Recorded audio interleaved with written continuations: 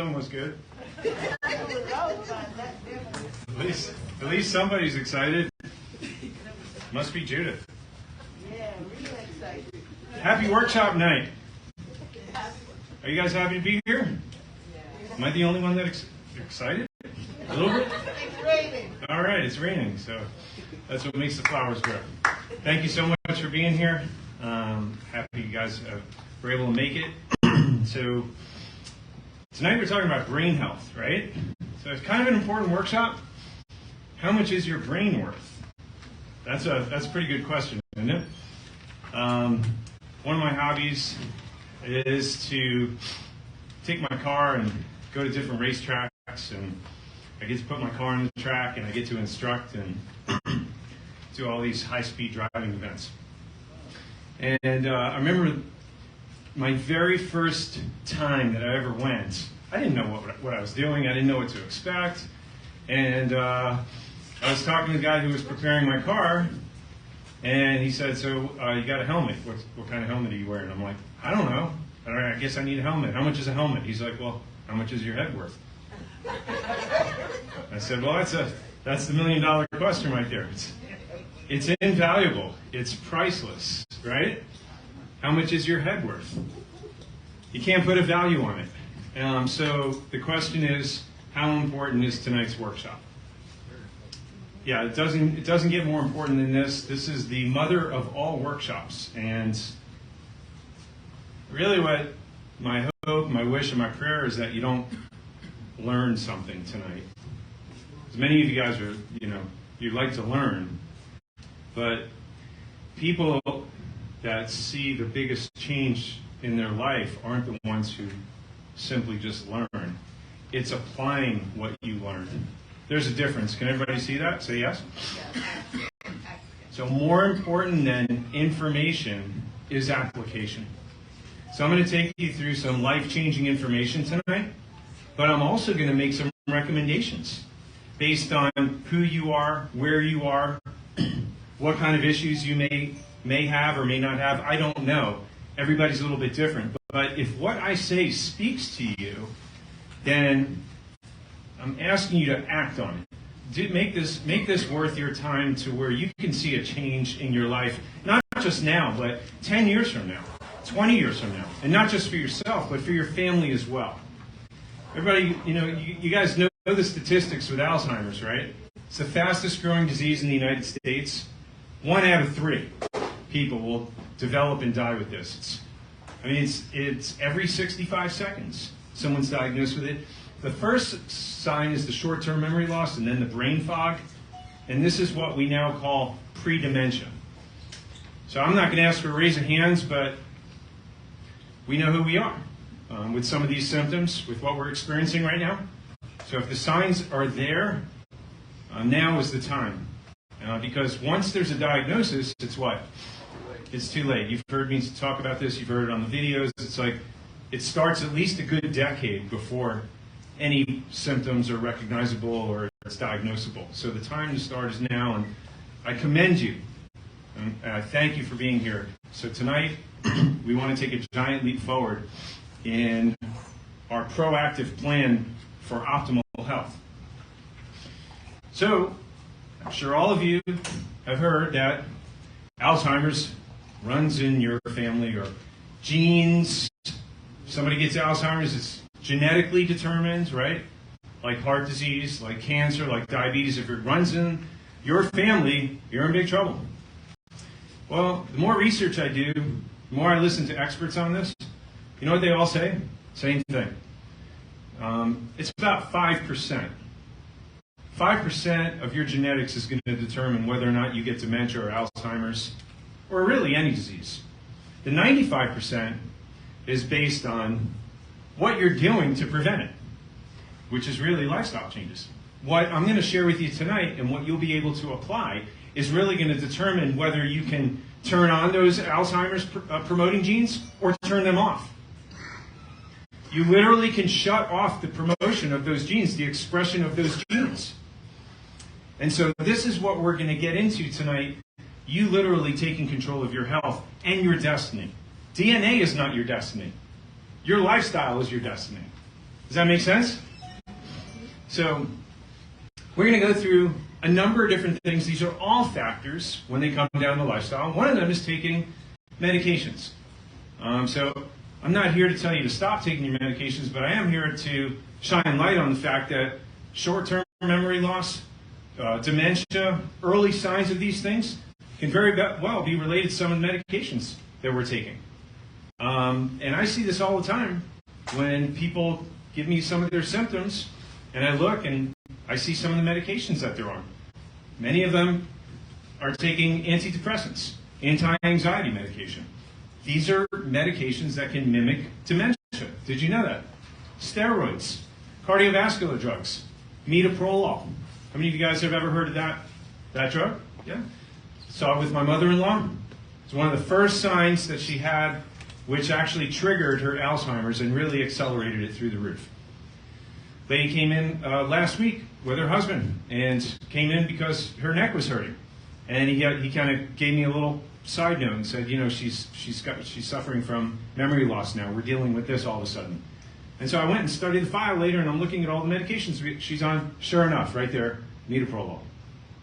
So I'm telling you to take a look at these things. If you're on prescription drugs or you have loved ones that are experiencing memory loss, look and see if this is part of their regimen. And maybe there's something that can be done. I don't know, but these are things that are part of the recipe when you're developing dementia and memory loss. Chemotherapy, you guys all have heard of that. Chemo brain, you know that. They say that it's reversible. They say that it goes away when you stop getting your chemotherapy. But I don't know that that's the case.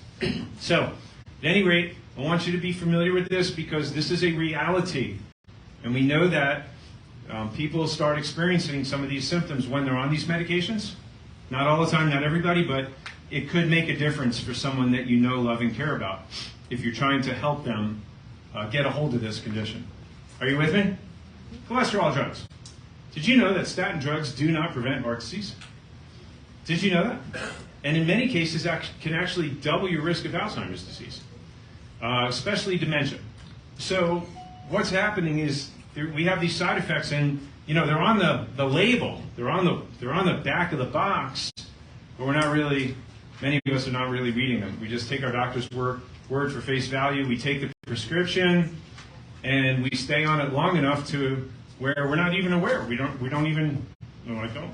I have memory loss. I have dementia, but we're not looking at our daily regimen of what medications that we're taking, and this could be a factor. So stay tuned for more on this. Next month we have our Heart Smart Nutrition Workshop, and I go through all the science. I go through all the research. I go through all the medical journals. So if you're on the fence with this, it's like you're taking it and you don't want to, but you're afraid to tell your doctor that you're going to stop. I want to encourage you to be here because this is the workshop that shows you how to have an intelligent discussion with your doctor when you say no. Because ultimately, who's responsible for your health? You are, right? You are. And I've had lots of my patients be able to do that because of being here at the workshop and getting the information. And there's not one shred of evidence, there's not one documented study showing that high cholesterol is an indication of an imminent heart attack or heart disease. I'll show you what is if you're here in a couple of weeks.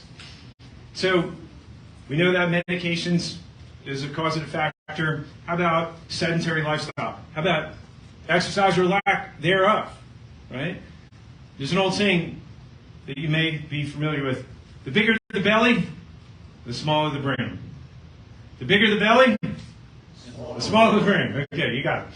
So they've done studies on this, and we know this for a fact. People are obese, not just overweight, obese. What defines obesity? When your BMI is over 30. That's the highest risk for heart disease, cancer, diabetes, fatty liver disease. So it's a bad place to be. Pretty predictive of all these mortality diseases that cause early mortality. So we know that obese people have a 4-fold increased risk of dementia. One of the studies that was done was a pretty just basic aerobic exercise. They took elderly people and they did one group who just did mild aerobics, brisk walking. They did, for example, like 3 days a week for an hour, and they put that against a group who just did stretching and toning, like yoga and things like that. Not that yoga or stretching is bad for you, but they did the comparison on the effect of the brain. And what they found was the hippocampus, the part of the brain that's responsible for learning, memory.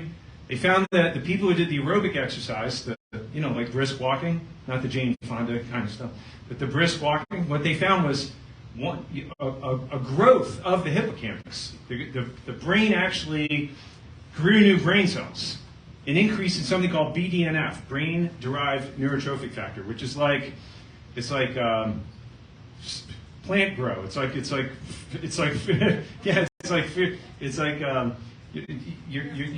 It's growth hormone for your brain, basically. You're growing new brain cells when you exercise. You get it? You got it?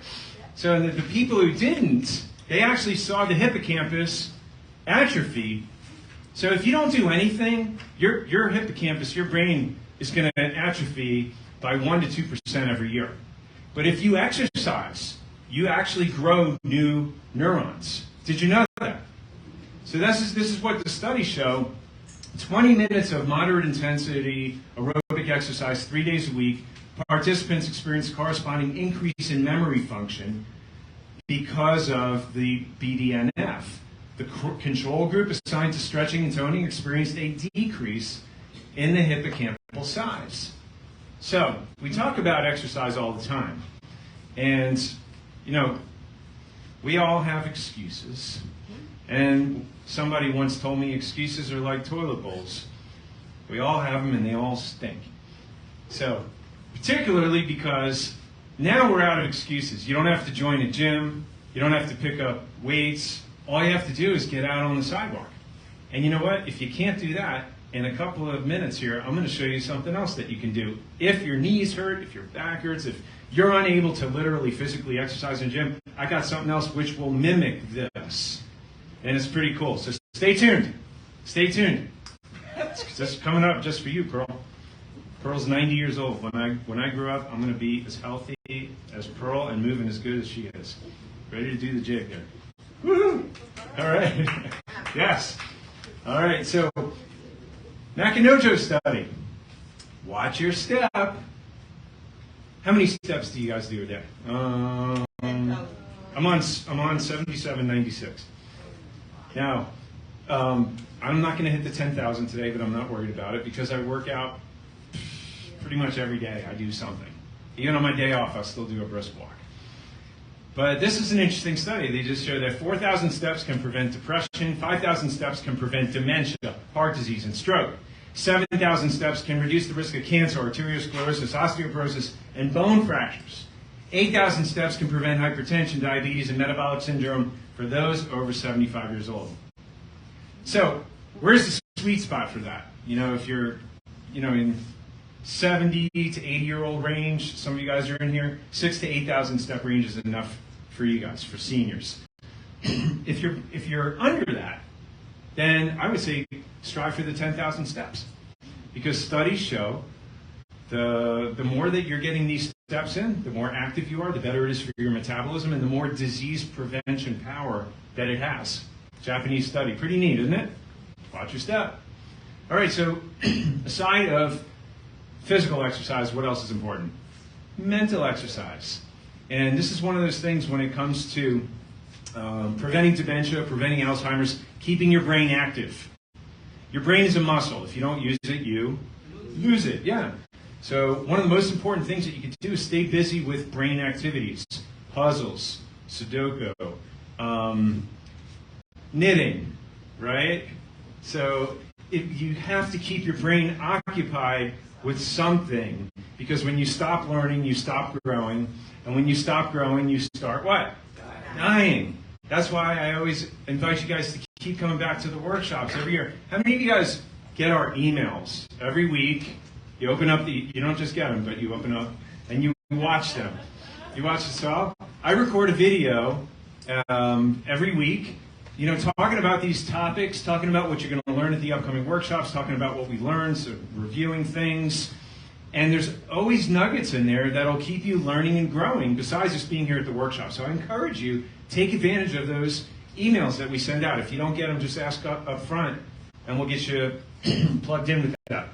But next month, I told you we have the Heart Smart Nutrition Workshop. That's our syllabus, or so to speak, for all the workshops that we have every year. Make sure you get a workshop card so you stay tuned in and you know what's coming up. But I want to recognize just a few people who are consistent, and they really do well with advancing in terms of their learning and growing, not just with the workshops, but with some of the things that we're doing with their care. And there's two people, right? There's two people? Okay. All right, so I want to also, before I recognize anybody, I want to recognize Tamara and Deborah. Please give them a big round of applause. They show up and they give 110% for you guys, for me, and for that. We love and appreciate you very much, yes. So we can't go without saying that. Okay, so the first award, see that medal up there? That's a gold medal. That's an Olympic gold medal. And I want to recognize. Actually, there's two people here. I do. Yeah, we got two people. Okay. So two people for perfect adjustment attendance. These are people who never miss an adjustment. Never, ever. I don't think it's happened once. So we're going to recognize two people. First one is Veronica Linky Chow, and the second one is Ronnie Anadi. Stand up, guys. Stand up. Wherever you are, stand up. Right now. Give them a big round of applause. Perfect adjustment attendance. Nice work. Nice work. Yes. You deserve gold.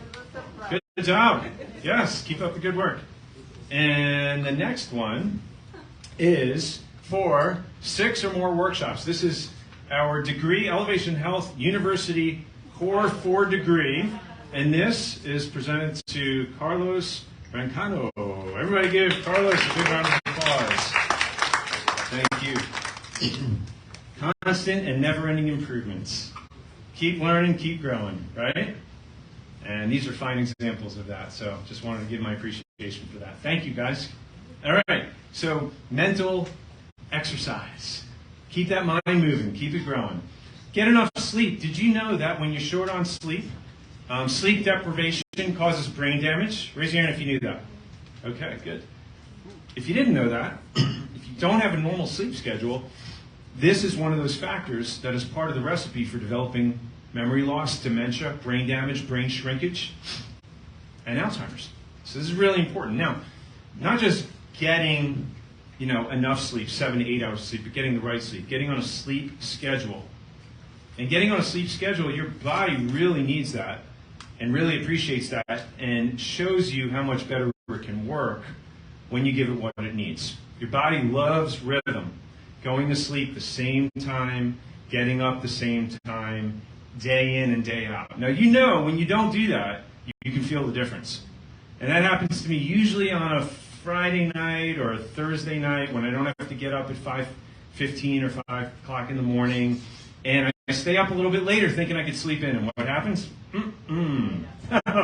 No sleeping in. Body still gets you up at the same time. And then what happens? You feel dull. You have sometimes I get a dull ache in the back of my head. And so I just feel groggy. I don't feel right. I don't feel happy. I don't feel healthy. But if I respect my body and I go to sleep, regardless of the day of the week it is, if I get to sleep that night, if I get a good night's sleep and I get up, I'm happier with the days that I'm doing the things that I love to do when I'm not in the office. Right? I love being here. I'm always, on the go, on the ball. I always take really precise, careful attention with my health Sunday through Thursday because I need to show up and give 110%, right? I have to prepare my body physically and my mind mentally so I can show up and make sure I got all angles covered. But on the days off, it's like we just let it out. And life is so much better when you stay on schedule. So yeah, we know you're supposed to get somewhere between 7 and 8 hours of sleep, but when you sleep, your brain actually cleans itself. It washes itself. It takes the trash out, so to speak.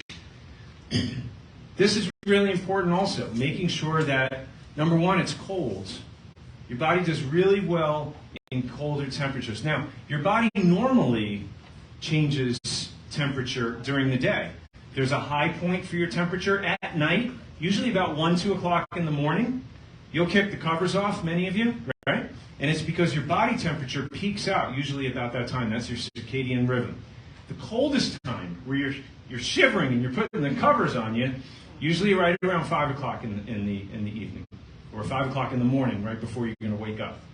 So your body temperature changes throughout the day. Does that make sense? But your body will need to cool down to get it to go to sleep and fall asleep. So if you can turn the air down, a lot of studies show 72 degrees is ideal. 72, 74. We keep ours at 74. Middle of the night, 72 is a little too cold for me. But the other thing is it's got to be pitch black. If you've got light coming in your window, my neighbors have a big old light that was shining in, and we had to make changes with that. But it's got to be pitch black. And if you've got light coming in your window right now and you're trying to get a good night's sleep, it's interrupting your circadian rhythm. It's interrupting your brain's ability to rest and cleanse itself. So try to make a difference. If you know that there's light coming into your room, even just a little bit, try to block it off and watch how much better you sleep that night and how much better you feel in the morning. And so here's another thing. People tend to toss and turn or not have a good night's sleep. They're restless because they go to sleep on a full stomach. You should be eating your less. So if I'm getting in bed at 9 o'clock because I get up at 5, that's my target. Okay, so even somewhere between 9 and 9:30, I'm not eating after 6:30 at night. That's it. My last meal 6:30, and I don't drink water after that because I don't get up once in the middle of the night to use the bathroom. Not once, because I don't drink past 6 p.m. Now, I may have like a little swig of water just to, rinse my mouth before I go, but I don't like getting up in the middle of the night. Okay, so I'm sure many of you guys would like to sleep through the night consistently without being bothered. Same kind of thing. But when your body is sleeping, it's healing and repairing your body and your brain, and it cannot do that if you're digesting food. All the energy has to be diverted to healing when you're sleeping, not digestion. And then the last thing, this is a big thing for a lot of people, electronics. When that artificial light hits your eyeballs, you're doing the opposite of winding your body down for sleep. You're winding it up. Yeah. And so even if you do fall asleep, it's not a restful sleep because you're all wound up and you're cross-wiring your brain.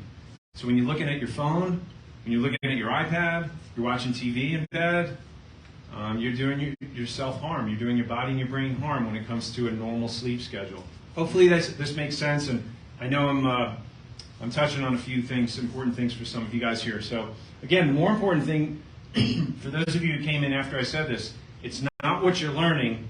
What's more important than what you're learning? Applying what you learned. Very good. That's the most important thing, that you leave here with some kind of nuggets that you can plug in, plug and play, and that your life has some sort of benefit from this. Your health has some sort of benefit immediately, as you leave here. All right, stress management. Again, so chronic stress causes brain shrinkage. Chronic stress will cause a brain to shrink. Did you know that? That's insane, but it's true. People under chronic stress have chronic inflammation of the brain, which eats away at the brain. So you've got to have some sort of mechanism or something that you can decompress. For me, it's going to the track. Believe me, when you're going at 130, 150 miles an hour in and out of turns, there's nothing you're thinking of except what's right in front of you. That's one of the things I love about doing that. It's the ultimate decompression. I don't think about my family. I don't think about you guys. I don't think about anything except the road in the corner coming up, my throttle and my brake. That's it. That's it. It's the ultimate decompression. Do you have something like that? Ronnie told me this morning that she knits. I'm like, I totally get it. You don't think about anything except when you're knitting. You're just like, it just totally consumes your mind. The very next step in whatever you're doing. For some of you guys, it could be exercise. For some of you, it could be a crossword puzzle. For some of you, it could be a jigsaw puzzle. My wife loves to do jigsaw puzzles. That's not my thing, but I get it. And I'm happy when she's doing it because I know she's happy. But it's almost like this flow kind of thing. You ever hear that? When you're in the flow, you're in this state of bliss where there's no thinking at all and there's no stress. And I think some of us need that more than others, but I think it's a good thing that everybody looks for something like that. If you're under a lot of stress, you're doubling your risk of Alzheimer's. So what are some solutions? You should have morning rituals. Or whatever that is for you, whether it's walking or meditating. For me, it's reading the Bible. For me, it's praying. For me, it's starting with giving my Lord his first fruits. And I want to make sure when I wake up in the morning, I affirm what my purpose is. And that's to serve God by serving his children, by serving other people. So that's the first thing I do. I get myself centered with that.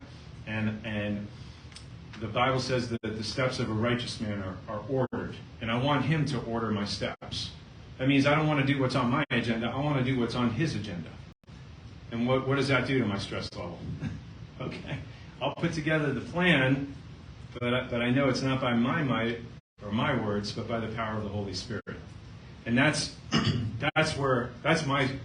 my mode for stress management, because I know that his word says that I cast my care upon him because he cares for me. And you know what? God just doesn't love me. He loves everybody.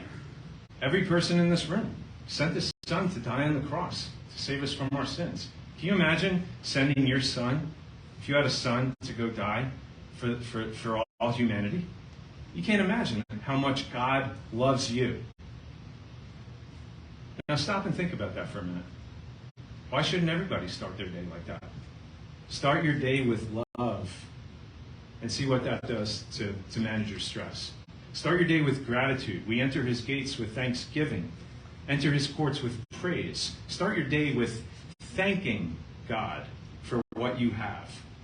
Start your day with thanks and praise. And see what that does to your physiology and your stress management. So these are the things that I do. Whatever you do is your choice. But I can tell you that God's word never fails. It's the same. It's consistent. It's the same yesterday, today, tomorrow. It never changes. What you see on the news, what you see coming out of CNN and the media outlets, you know somebody's pulling the strings behind that. But the word of God, peace that surpasses all understanding. So, what else can you do? Unplug in the middle of the day. Right, Arsenio? You got the whole world swirling around you, people shooting you emails and texts, and it's like you can only do so much. And if you have the opportunity to just get quiet in the middle of your day for 15 minutes, do it. Shut off your phone, go for a brisk walk, go outside, get in the sun. The sun is recharging, it's energizing. So power naps, there are many things that you can do, but they have to be habitual. It has to be something that you get into a routine, and it's not just doing it once, but it's doing it consistently. And this is a recipe for brain health and longevity, to make sure you're all here because you want to prevent dementia and Alzheimer's and prevent all these other metabolic diseases, right? So what is the recipe? Well, it's not another prescription. It's instead of the medication, it's this instead. You can't not do one thing and not do the other, right? You have to be consistent. If you don't want that other stuff, then you have to find a way to put this in your schedule and do it consistently. Spend time with friends and family. Spend time with friends and family. You guys are my family. Maxine, I'm glad you're here. I appreciate you. I appreciate each and every one of you for being here. You know why? You're my family. And you're my friends also. And so meaningful relationships bring peace. Meaningful relationships in your life. Right, Carla? You tell me how much you always, spend time with your family and you travel and all that. So these are the things. I used to go out and party with my high school friends and do all these things that were meaningless. Right? Meaningless. driving home at all hours of the night, no meaning to my life. Spend time with the people you love. Spend time with people that you care about. Make the time to do that. Because tomorrow is not promised, is it? No? All right. For those of you who cannot exercise, I have an alternative for you.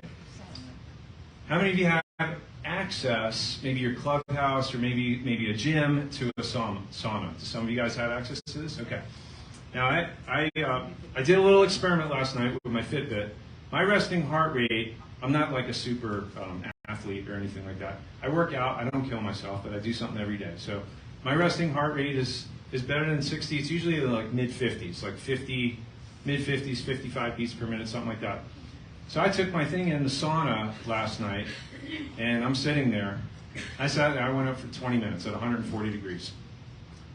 What do you think my heart rate went up to? Any guesses?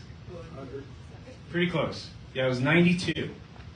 My heart rate went up about 35 beats per minute just sitting there in an infrared sauna for 20 minutes at 140 degrees.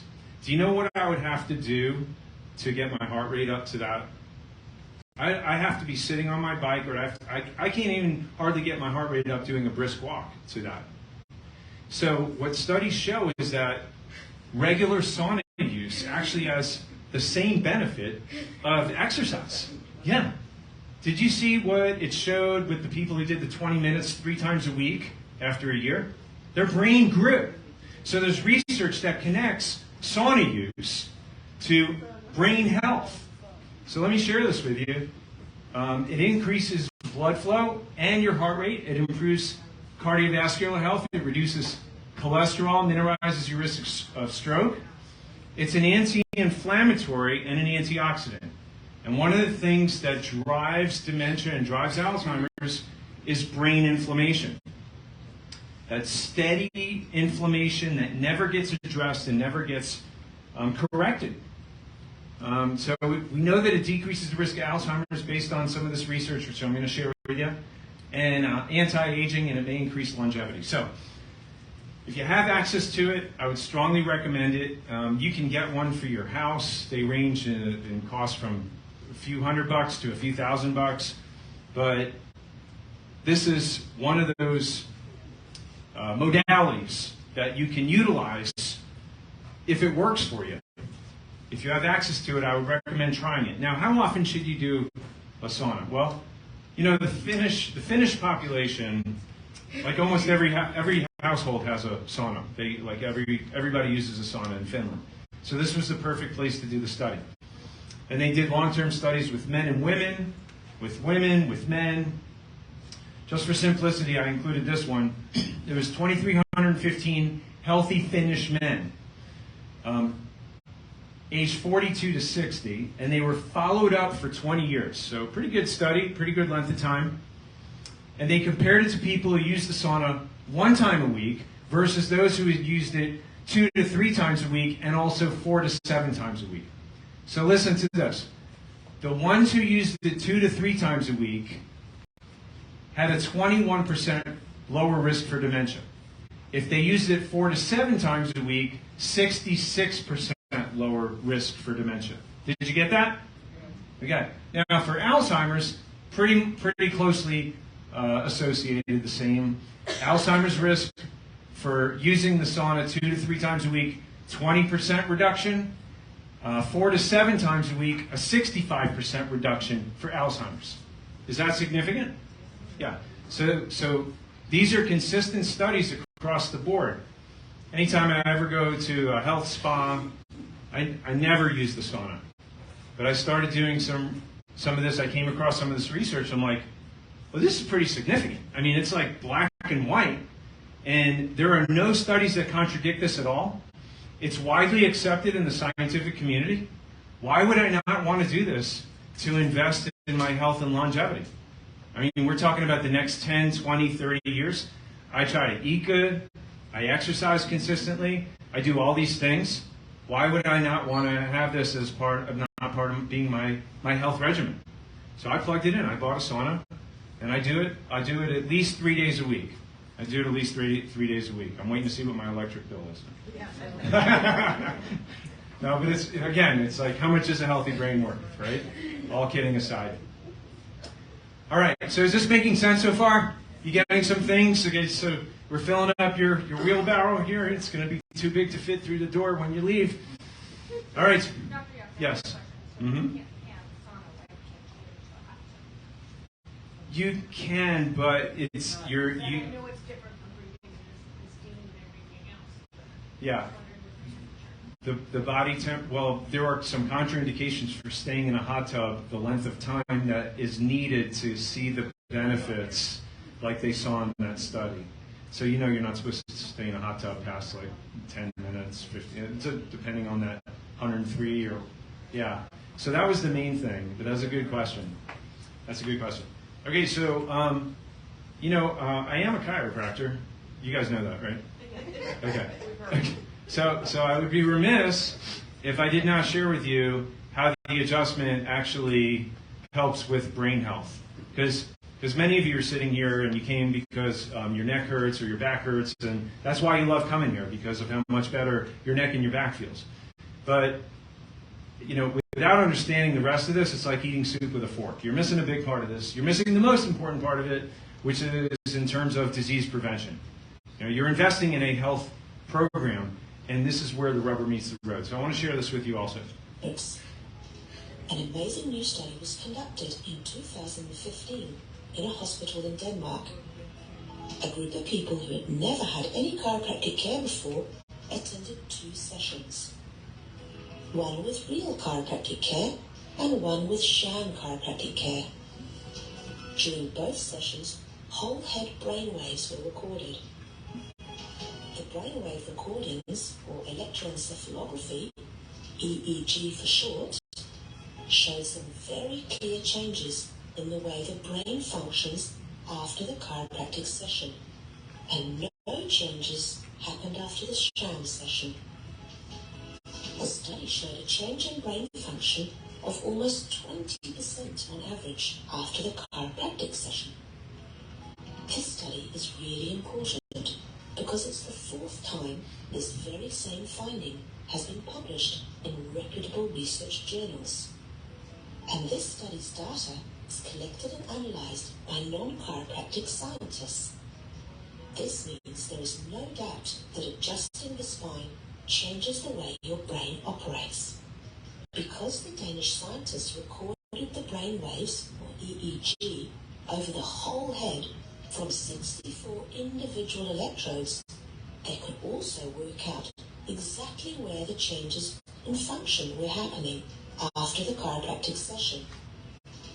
They were able to show that the changes were most likely taking place in an area of the brain called the prefrontal cortex. What controls this part of your brain is a little bit like the conductor of the brain, making all the other parts of your brain cooperate together in perfect harmony.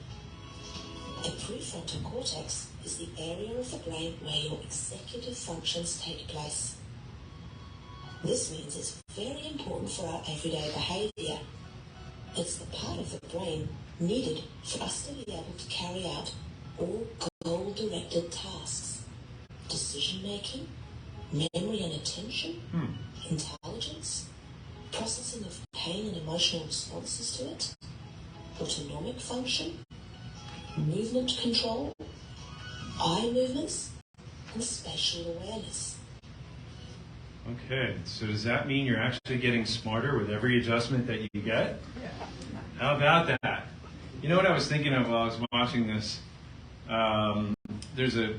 Whenever you get a chance to, you look at that wall over there, you see all the athletes and the famous people that I adjusted and I used to take care of, and one of them was the arena football team, and that was back in the late 90s, and I knew this research way back then, and I was just fearless. They had the team manager. I knew where he was. I just went in and said, "Listen, we need. Do you want your team functioning at 100%?" He's like, "Yeah, why?" I said, "Well, their nervous system is at the core of that. All their speed, their strength, their agility, their coordination, their endurance, their recuperation from injuries, all that depends on a healthy nervous system. How well do you want that system working? He's like, well, 100%. I said, well, do you know how to get them checked for that? He's like, no. I said, well, you need to have them checked by a chiropractor. Do you have a chiropractor? He's like, no. So I told him the story. I'm like, this is all about your nervous system. It's all about performance, being at your best. You want your players at your best. Yeah. So he bought it hook, line, and sinker. We went out there. We were at the Panther Stadium. That's where they used to play the games, where the Florida Panthers play right now. So I'd go out there. I took my table. All the players would line up before the game. I'd adjust every single one of them. They'd go out there, win after win after win after win after win. And it was awesome. I did that with the Dolphins, too. That was back when they used to win. Maybe it'll be different this season. But now you look at, like, we just saw the Olympics, every gold medalist, every golfer out there, every NFL player, Major League Baseball, they all have what? They all have chiropractors, right? So why is it that every single team, every player on every team gets adjusted, but the rest of the world leaves their family home, waiting for them to have back pain? Does that make sense? That doesn't make sense at all. I mean, how would our community, how much healthier would our community be based on what you just watched? Getting the brain healthier, like thinking better, happier. You just saw everything. More intelligent, better coordination, the hormones better balanced, better body chemistry. Like, what would that do for families as a whole? The family unit, our communities. Can you imagine the ripple effect if every single man, woman, and child was under chiropractic care? Just getting adjustments. Not cleaning up messes for degenerated backs or necks. Not that it's not good for that, but doesn't it make so much more sense to start people earlier so they don't wind up in this shape? How much easier? It's like people bring their kids in. They don't have to do rehab. Just get checked every couple of weeks. Some little ones every couple of months. And just to stay at their best before things break down. That's my vision. That's my dream. I hope some of you guys get that. Go home and get some of your family members. Tell them what you're learning about. And you know what? You can make a difference in their lives. Yes or yes? Yeah, absolutely. So with the nervous system, the thing that interferes and causes that disruption between the brain and the body is something that you guys know as, starts with an S word, subluxation. Very good. Thank you. So subluxation, not a subway station, subluxation. And what is a subluxation? What's a subluxation? It's a bone out of alignment. No, it's not a bone out of alignment. It's not the bone shifting out of place that makes it a subluxation. You can have bones out of alignment with joints jammed up and not actually interfering with nerves. Did you know that? A subluxation, clinically defined, is when it gets to the point of nerve interference. When it interferes with the transmission of intelligence from the brain out to the tissue cell. And the tissue cell back up to the brain. And that's when it starts interfering with all the functions that you saw coming into the research. So the idea is to keep those nerve channels clear when? Always. For how long? Forever. Forever and ever. Yeah. Just because your neck or your back doesn't hurt, it doesn't mean that there's not nerve interference. Just because your teeth don't hurt doesn't mean that you don't have cavities. Just because your breast or your prostate doesn't hurt doesn't mean that you don't have cancer. Right or right? Yeah. So we need to apply that same level of thinking to our nervous system. That's what chiropractic is about. It's not about your back, it's about your nervous system. When there's interference there neurologically, it affects the area of the brainstem, can cause headaches, insomnia, head colds, tiredness, dizziness, forgetfulness, seizures, all types of neurological disruptions. It interrupts with your thyroid. All of your hormones, all your body chemistry can be affected by this. You feel poopy, you feel lousy, you feel depressed, you feel anxious. Can all be from your spine being out of alignment. It's like short-circuiting. And then you have your intestines. Oh my goodness. What is in the intestines? Something called the microbiome. Raise your hand if you heard of the microbiome. Microbiome. You know what that is? It's all of the good bacteria. It's a colony of bacteria. Billions and billions and billions and billions and billions of bugs. Recent studies out of Arizona, they took good bacteria out of the gut of healthy people and transplanted it into children with autism. Guess what the results were? Yeah, fantastic. Reversal of symptoms. Children's brains starting to fire on all cylinders again. And that's not with kids, it's with adults too, because we know now that the gut is the second brain. And your gut health really determines the destiny of your brain. That's how important it is. And when you understand that you don't have proper nerve supply to your gut, how is it possible that it's absorbing the nutrients that it needs to? How is it possible that neurologically it's coordinating with the brain what it needs to? No. This is very easily another factor for memory loss, for dementia, and eventually Alzheimer's. It all works together. And so when we check folks in our office, we make sure that regardless of pain or no pain, that nervous system is clear. If we see patterns with a lot of red and all those colors, we know there's a problem. We don't have to guess. And then we take x-rays. The testing eliminates the guesswork. And so for those of you who are patients, that's why we're always doing follow-up testing, right? We're not like other offices, like the Joint, where you just pop in when you want and get cracked. I've had some patients that want that. I'm like, I don't do that. I'm sorry. They I show them where the chiropractor is that does that. I only know one way, and that's the right way. And that's called spinal hygiene. It's called being at your best. It's called taking care of people so that they can be the best version that God created them to be. Right or right? How many of you guys want to be at 100% of what God created you to be? Right. So that's why we have a regimen. That's why we have regular testing. We're always going to do an x-ray at least once a year. We're always going to do the thermography, because what is a healthy nervous system worth? How much is your brain worth? What'd you say? It's priceless. Yeah. That's why we do what we do. We don't guess, we test. So if you're a guest here and you haven't had that done, just talk to us at the end and we'll show you what we can do to help move you in that direction. So getting back to brain inflammation. Do you remember with COVID when people were in the hospital and dying, and we started seeing these media reports with chronic inflammation. People who were dying, there's cytokine storms. Did you ever hear that? Cytokine storms. The cytokine is the inflammation. And they found that the people who were the most likely to die that never got discharged, they got intubated, they had the highest level of inflammation. They had the lowest vitamin D level and the highest level of inflammation. So we know that cytokines, that cytokine storm, that rampant inflammation is deadly. And it's a massive contributing factor to dementia and Alzheimer's. We know this black and white. But it's not like a massive firestorm. It's like a little, like the slow dripping of the gasoline on the fire all throughout our lives.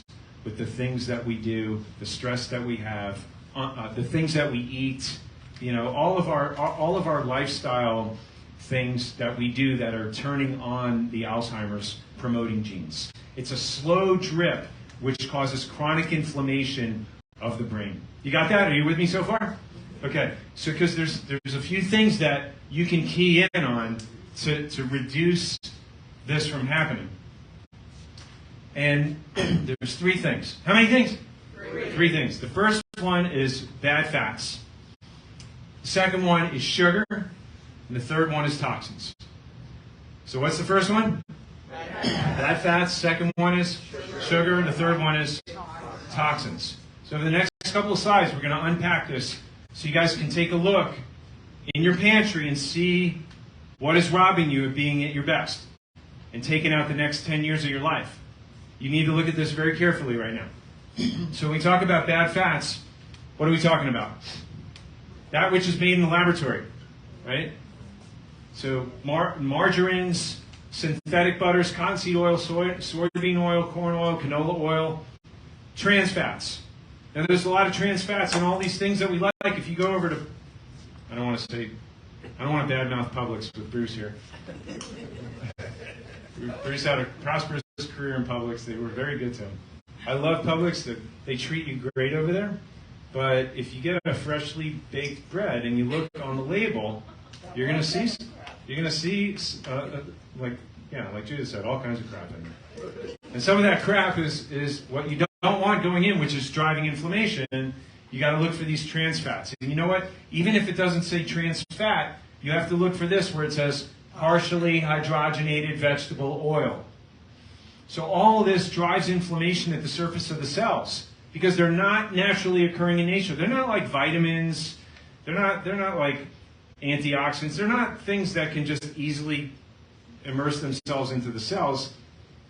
There's nothing to allow them to do that. So they just camp out at the surface of the cell and they drive inflammation in your body and your brain. So you look at all these foods that we're eating, a lot of us, we don't suspect it, but they have these bad fats in them, driving brain inflammation. Slow drip, a little bit of gasoline on the fire every day. Oh, what about that popcorn? I gotta have just a little bit of snack when I watch my movie. Okay, turn over the label, make sure that this stuff isn't in it. Or when you're at Publix, buy something organic that doesn't have those trans fats or the partially hydrogenated fats, and you can enjoy it. What about your peanut butter? Well, peanut butter's healthy. Yeah, it could be healthy, except if it has hydrogenated fats in it. Almond butter, it could be healthy, except if it has what? Hydrogenated fats. So you got to learn how to read the labels, and you can help yourself. Now, don't expect if you go down to La Bamba and you get your stir fry, you get your fajitas, or you go to your favorite Mexican restaurant, you get your vegetables and your fajita, and you're not eating the flour tortilla. You're like, hey, I'm doing good tonight. I'm just having my vegetables and my meat. What do you think they're cooking that in? Seriously. Like, you think they're going to use like vegetable oil? And no, the cheapest stuff, cost containment, low quality, high profit. So just understand that. If you're really crazy, you can take your own olive oil and tell them to cook with it or put it on your vegetables when you go there. But just, learning how to navigate through this is what I'm trying to impart on you so that you know what to have on your radar. If you're serious about reducing inflammation, at least start with what's in your pantry. Read the labels. Right or right? Are you with me? Okay, the next thing we're going to talk about is sugars. And when we talk about sugars, it's well known in neurology journals that older people that load up their plates with carbohydrates increase their risk of cognitive impairment significantly. They're talking about 4 times here, and this is in a medical journal. So, just understand that when you're having these complex carbohydrates, you're dramatically increasing your risk of brain shrinkage, slowing the brain down, and dementia. There's a process known as glycation. I don't want to get into it, but really it's what causes inflammation and causes brain shrinkage. So we know that high blood sugar causes that. Yeah, Maxine? Did you say that Complex carbohydrates, yeah. are just as bad? Complex, yeah. Now it's not saying they don't have nutritional benefit, but if you're running a high A1C, let me show you where this is going. Because people that run high A1C have the highest risk for Alzheimer's disease. So this is where it's going. This is what all the research is pointing to. No one ever really thought that being a diabetic actually doubles your risk of becoming, of getting dementia or Alzheimer's. But this is what it's all coming to. A1C, you know what A1C is, right? When the doctor checks your A1C every year, what's the significance of that? Looking for what? You can see if you're diabetic, right? Okay, so diabetes in and of itself, that's bad. Nobody really dies from diabetes, but you start losing limbs, your eyesight goes, you die from heart disease or cancer. That's what diabetes does. But it also points to brain disease. And this is what the research looked at. It showed MRIs over a 6-year period of time, and they were looking at brain atrophy. And they found that the people with the lowest A1C, 4.4 to 5.2, compared to those having the higher A1C, 5.9 to 9, the brain loss in those individuals with the highest A1C was almost what? Double. So the higher your A1C, the smaller your brain, right? And it makes sense too, because the higher your sugar goes, the more your body's going to be in fat storing, and that goes back to what we started with, saying the bigger your belly, the smaller your brain. See how it's all interlinked? It's called metabolic syndrome. It's cardiometabolic disease, metabolic disease. When we start getting these hormones under control, when you start controlling your sugar, you're controlling insulin. Insulin is a hormone. Insulin doesn't just get sugar into the cells. Insulin signals fat storage. So the easiest way for you to unload 10, 15 of the easiest pounds you'll ever lose is to control your what? Your sugar. And if you control your sugar, your A1C is going to come down. And if your A1C comes down, what have you just done to your risk of Alzheimer's disease? You've taken a major step to take yourself out of harm's way. Does everybody see that? All right, so like we said, all this is driving inflammation, so we got to kill the carbs before they kill you. Now, I will say this, I don't want to poop on the party or the parade, for lack of a better term, but, it's not to say that we can't enjoy our favorite foods. And you have to know yourself and not kid yourself. Everybody's physiology is different. Some people have roaring metabolisms, and you can burn off food and not gain weight. Some people just look at a piece of cheesecake and you gain 5 pounds, right? I know, I was born with those genes. So I need to do really clean eating. If I'm going to go out and have like a couple of pieces of pizza or a stromboli, and then have rice with my salmon on the same day, I know farewell that it's going to take me 3 days to get back to where my stomach was, nice and flat. That's just how my metabolism works. I know me. Now that may not be true for some of you guys, but you have to understand the effect that these foods have and what it does to you metabolically. And it has an effect on you not just in terms of fat storage, but it drives inflammation. Now, if all your levels look good, and they're coming down, your A1C is coming down, everything is looking good, you got things under control, by all means, enjoy your cheat day. But I say the majority of the days of the week, you should be eating well, right? You should be eating for health, be eating for life, be eating for performance, be eating for prevention. Because that's what this is about. If you don't live your life like you have a disease, you're probably on your way to getting it. And I'm not saying live in fear, but you have to be on the lookout. These things have to be on your radar, and not kidding ourselves, knowing that you can't rob from Peter to pay Paul. We all pay the price if we enjoy ourselves a little too much. So, what I am saying is a good rule of thumb is that for the majority of the days of the week, kill the carbs. These complex carbs. Life goes on just fine without them. The bread, pasta, rice, potatoes, the cereals. You can do much better than that. Now, if there's one day that you want to enjoy that, fine. That's fine. Have your pancakes on a Saturday morning. Fine. Go for an extra 30 minutes on your walk and get that metabolism cranking. But the other thing that you may not be aware of, how many of you guys have, you've seen people, they drink diet sodas when they're on a diet. They think that they're, guess what? You can't fool your brain. That artificial taste creates a chemical signal which causes fat storage and inflammation and destroys the microbiome, the lining in your gut, just as fast as sugar. Actually, studies show worse than sugar, faster than sugar. The artificial sweeteners are worse than sugar, if you didn't know that. Yeah, so just whatever you can do, stay far away from that. And anything that's, read the labels, you'll see. The majority of this stuff has high fructose corn syrup, and we have to be really careful with even the fruits, because too much of a good thing is not a good thing. Many of us like to just say, okay, we'll kill the carbs, but fruit is good. Fruit shouldn't have an effect on our insulin because we don't need the liver to process it, but that's not exactly 100% true. And I'm gonna go over this in the next workshop.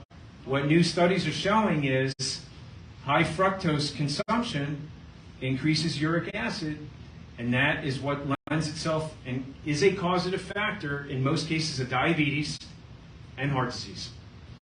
And so fructose can cause this. What is fructose? Fruit. Too much fruit.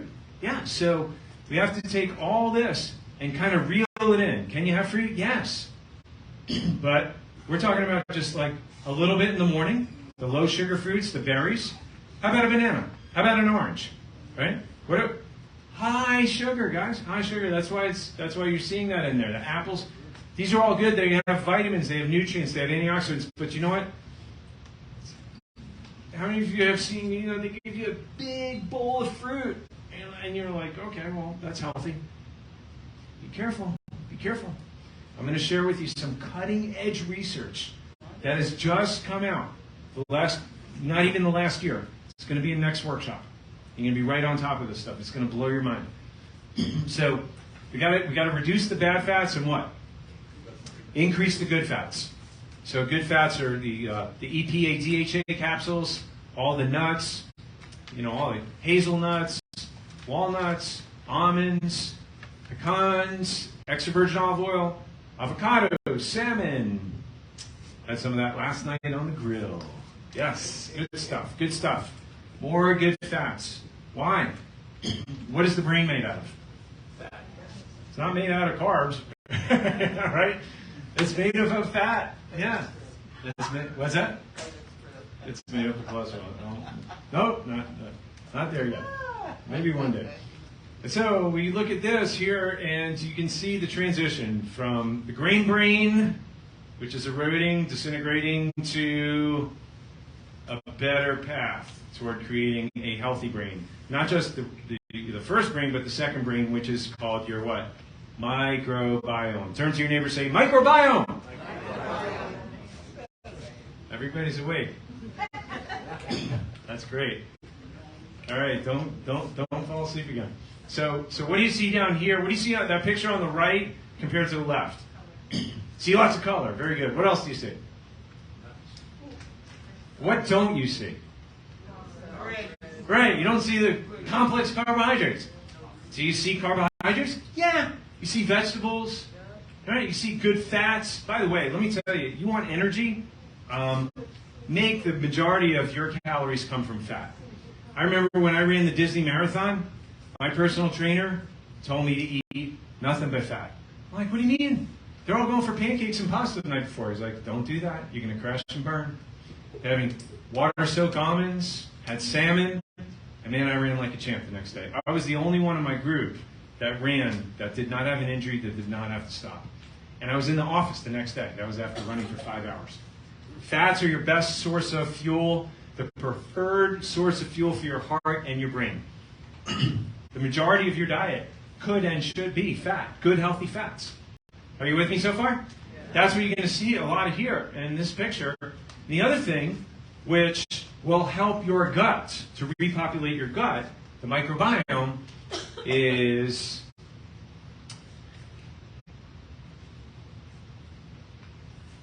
sauerkraut. What's the deal with sauerkraut? Fermented. Very good. What else is fermented? Kimchi. Thank you, teacher. Huh? Pickles. Kefir. Kimchi. What's that? Kimchi. Kimchi. Yeah. So you guys know the fermented fruits. The fermented foods. When you start to add this into your diet, you're starting to create good health in your gut, which is your second brain, which your first brain depends on. So the transition here needs to be gradual but eventual. And this is all how we create a healthy brain. Here's a bonus for you. Love that picture. So glad I found it. It's enticing. It's comforting because I like coffee. How many of you guys like coffee? Do you enjoy coffee? Yeah. Use it. Don't abuse it. There's a difference. So if you have a cup in the morning, cup in the afternoon, all the studies show there's more positive than negative. Now, if you don't need coffee, if you don't like coffee, no loss. But for people, for midlife coffee drinkers, in this study they showed if they had 3 to 5 cups a day, they found that they had a lower risk for dementia and Alzheimer's. Why is that? Because organic mountain-grown coffee has antioxidants, zinc, vanadium, and a number of nutrients that actually stimulate that brain-derived neurotrophic factor, the growth hormone for the brain. Comes from good coffee. It helps to stimulate that. Interesting, isn't it? Yeah. So that's a bonus. No extra charge for that one. All right. So, but getting back to supporting the gut, probiotics are vitally important. Everybody should be taking one of these a day, even if you have your kefir, even if you have your sauerkraut, even if we just can't get enough of it. It's always a struggle with the foods that we eat and the world that we live in and the foods that we're getting from our local grocery stores. You can't get enough of this good stuff. So with everything, even all the right food choices that you make, you should still be taking a probiotic, at least one of these every single day. Not only that, I mean, 80% of your immune system is found in your gut. It comes from your gut. That's how important it is. So it reduces your risk of colds, flu, cancer, and of course absorption of the nutrients. So very, very important. Your gut bacteria controls your brain's destiny. Dr. David Perlmutter, a prominent neurologist, very well researched. So Ultraplex EPA, this has the EPA and the DHA in it. Why is this important? Human brain is nearly what percent fat? 60% fat. So that, especially that DHA component, that is huge, and it's a good 20% of that is the DHA. So these are the molecules that your brain needs to help rehabilitate and repair itself, and its ability to perform properly. So in a recent study, they showed that people who had memory complaints, who took the EPA DHA capsules for 6 months, had almost double the reduction in errors on tests measuring learning and memory performance versus those who took a placebo. So how many of you guys take the EPA DHA capsules? Do any of you guys take that, or a fish oil capsule? Anybody take that? Not enough of you. For some of you who do take it, here's my question. Are you taking enough? Probably not. How many of you guys were taking vitamin D before we tested you? Right? And how many of you who thought you were taking enough vitamin D showed that you weren't anywhere near ideal optimal levels? What if I told you we just found a test that can measure your EPA DHA levels? Yeah. And I did it. I found it. I did the research. I found it. And this is my test.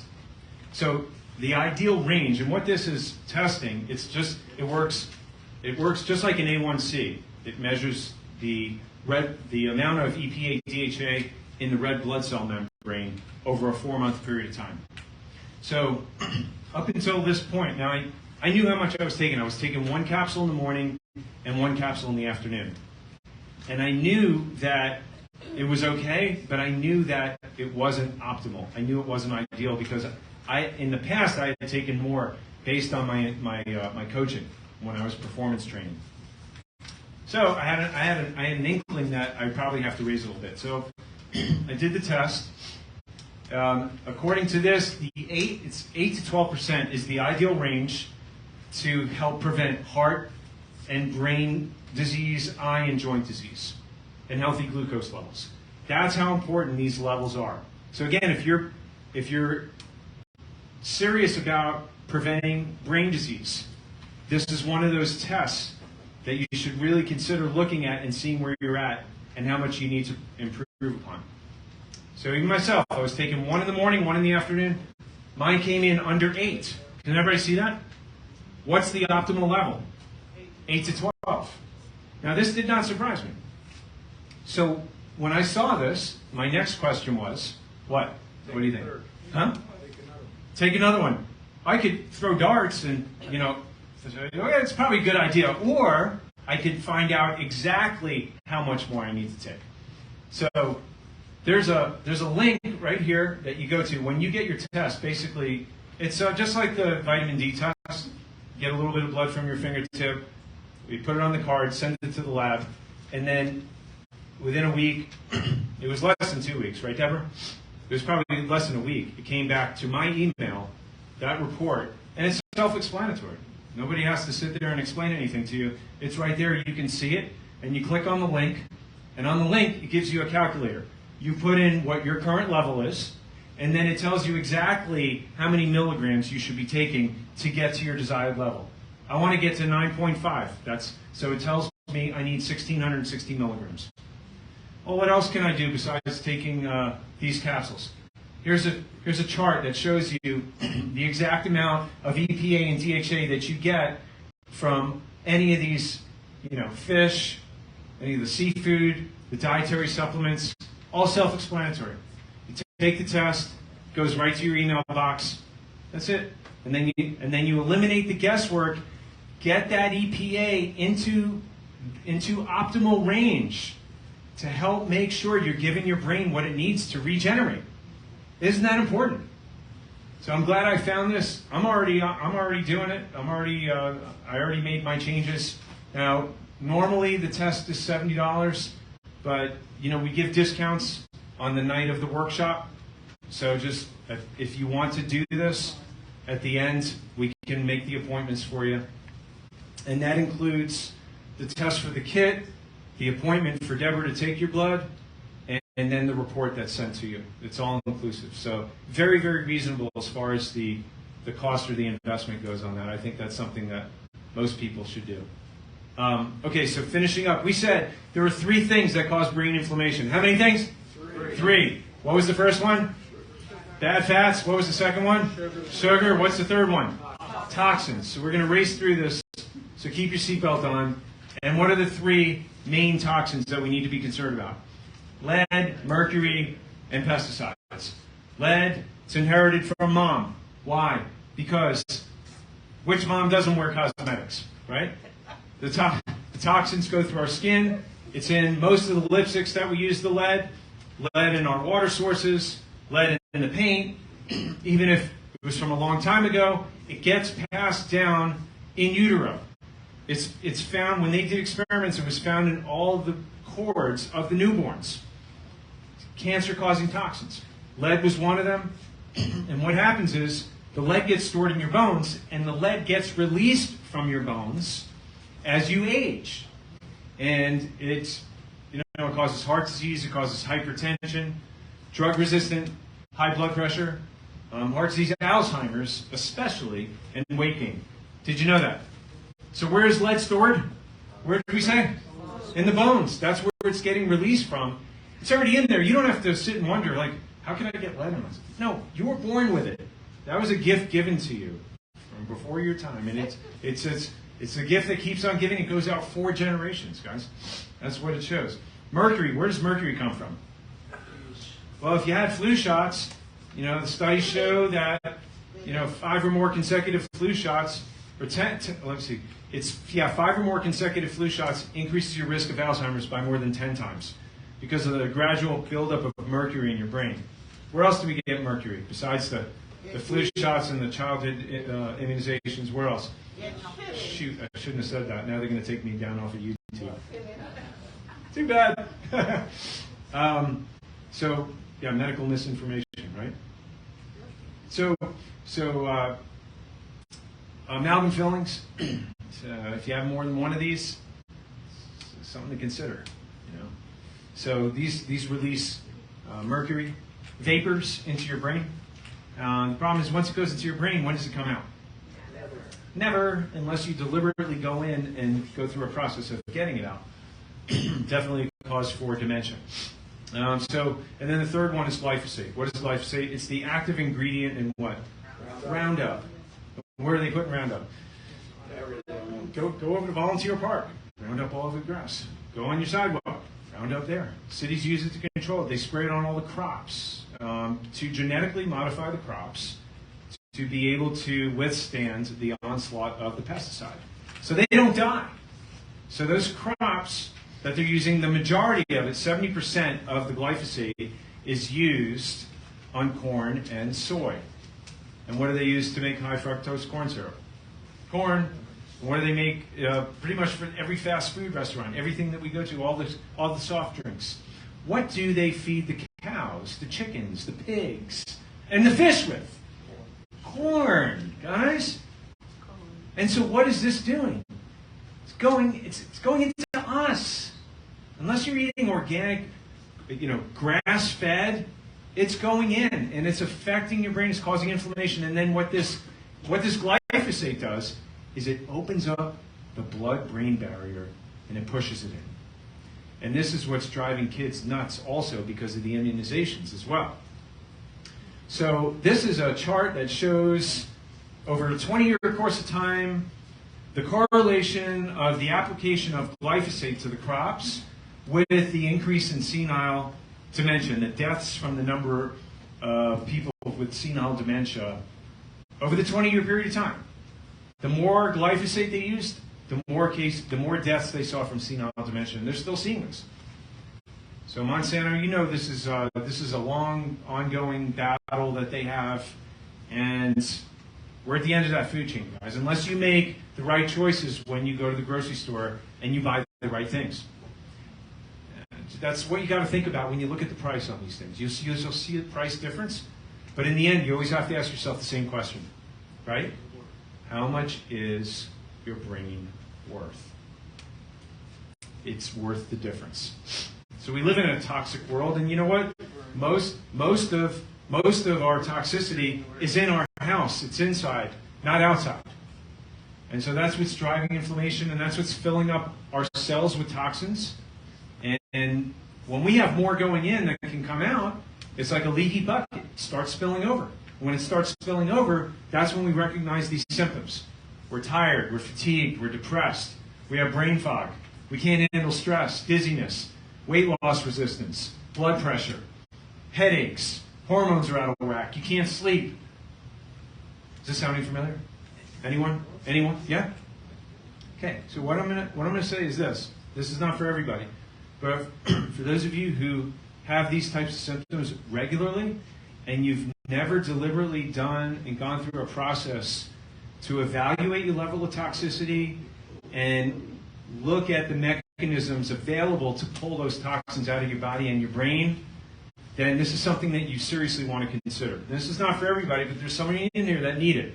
There's two ways that we can help you address toxicity in your brain. And actually in your body. One of them is in your brain because this is something that will cross the blood-brain barrier. And the True Cellular Detox program is a 3-step program. The first phase, we actually just prepare your body to detox. We strengthen your gut. We strengthen the liver. We strengthen the lymphatic system. All the pathways, your colon, all the pathways of pulling toxins out, we have to get that strong. We do that for the first month. Add the good bacteria to your colon. And then the second phase is the body phase. That's where we start pulling toxins out of your body, out of the body cells. And then the last phase is where we start pulling the toxins out of your brain. So it's a 90-day process, absolutely life-changing. It's so life-changing for me, I do it at least once a year. And I've been doing this for at least 4 years now. So some of you guys have done this, some of you haven't. For those who haven't, and you've seen some of those symptoms and you're not getting help, you're not getting results, this is something that you want to consider. Ask Deborah. She can do the testing for you. We check your vision, not looking at the numbers and the letters on the chart like you do your ophthalmologist or your optometrist. We check it for visual contrast sensitivity because when you're highly toxic, it affects the optic nerve in a different way. And sometimes there's toxicity from metals, from mold, all types of different things, and it can help us diagnose that. The other toxicity test is the meta-oxy, which measures cellular inflammation. It's a urine test. We have you do it right here in the office. And then Deborah goes over all the results with you. It'll show you if you're toxic, how toxic you are, and what type of toxicity it's pointing to, and if you're a candidate for the program. And if that makes sense and that's something you're interested in, ask Deborah tomorrow at the end, and they can make an appointment for you. Okay, so I wanted to mention that because, again, this is crucial for brain health. Right or right? And there's nothing more powerful that works than this program. Now, there is something a little more gentle, a little less involved, and that's just the complete clean. That has a daily detox. It has N-acetylcysteine in it, which helps your body produce more glutathione, which helps boost antioxidants and helps with phase 2 liver detox. And this is something that if you do every day, it'll help boost your body's ability just to detox the body level. So this is good stuff. Also, it's got a full spectrum of vitamins. It's got 26 grams of protein. It's got very little carbs, good fat, and anti-inflammatory nutrition in there. Also, got a good cytokine balance in it. Also for your gut. It's a phenomenal resource to do like every day, even just for breakfast. When we talk about this, many of you do this. You put the almond milk in or the coconut milk, right? So this is what we call the breakfast of champions. You can make smoothies with it.